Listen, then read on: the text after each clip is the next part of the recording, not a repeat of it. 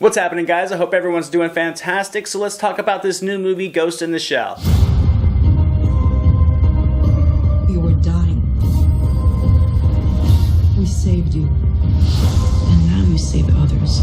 Ghost in the Shell stars Scarlett Johansson. It's directed by Rupert Sanders. This is the film adaptation of the animes written by Masamune Shirow. I will admit I have not seen too many animes in my life. Never have I seen any of the Ghost in the Shell material. So I'm going to be reviewing this film on its own merits and not really comparing and contrasting it to the source material. This story follows Major. She was rescued from a tragic accident and her body was unable to be saved, but her brain has been implanted into an enhanced cyborg that is really heralded as the first of its kind weapon. And her mission is basically to take down dangerous criminals, but she can't get these flashes of fragmented memories out of her mind, and soon she begins to question the circumstances of her own creation. Now, I went into this film with a completely open mind. I love science fiction, I love action movies, as well as futuristic settings, so regardless of knowing nothing about this property, I was highly intrigued, and it was pretty enjoyable. So let's get right into the good things about this film, and that is first and foremost the visuals. This was a flat out beautifully crafted film from start to finish, and there was like so much green screen work in this movie, but it still comes off as very realistic given the depth of the CG settings,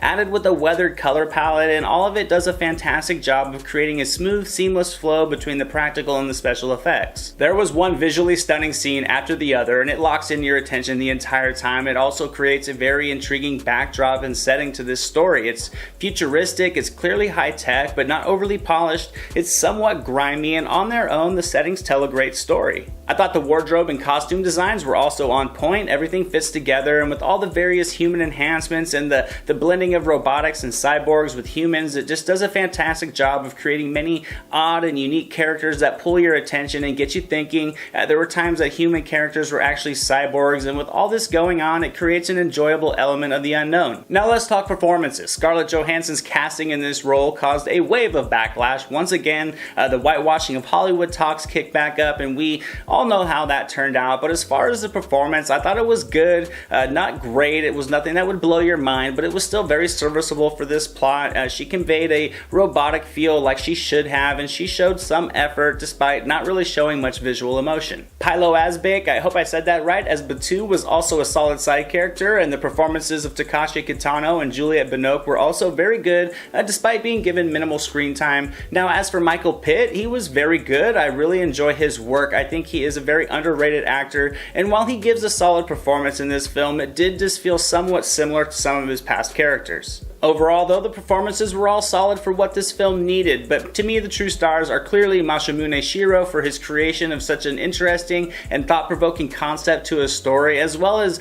all the crew who worked on the special effects, because they are vivid, eye-grabbing, and fantastic overall. Director Rupert Sanders and director of photography Jess Hall also worked together very well, like I said, just to create a crisp, beautiful movie with a great science fiction setting that worked in an eerie, attention-getting musical score that just all fit together perfectly in my opinion. Now with that said, let's get into some of the issues with this movie, and there were only a couple problems I had with it. Unfortunately though, they were pretty impactful. First, I will say I love the concept of this story. It has so many layers to the world that it's set in, but to me this movie kind of told its story in a very routine way. There was just so much ambition in creating this entire idea for a story, and it's all just top notch, but the storyline kind of follows a routine formula. Now, like I said, I know nothing about the source material, and this one could have been, I guess, very similar to that, but there was just a segment in this film where the story begins to feel surprisingly predictable, and it did kind of kill the intrigue for me a little bit. It was a little slow in the second act, and I know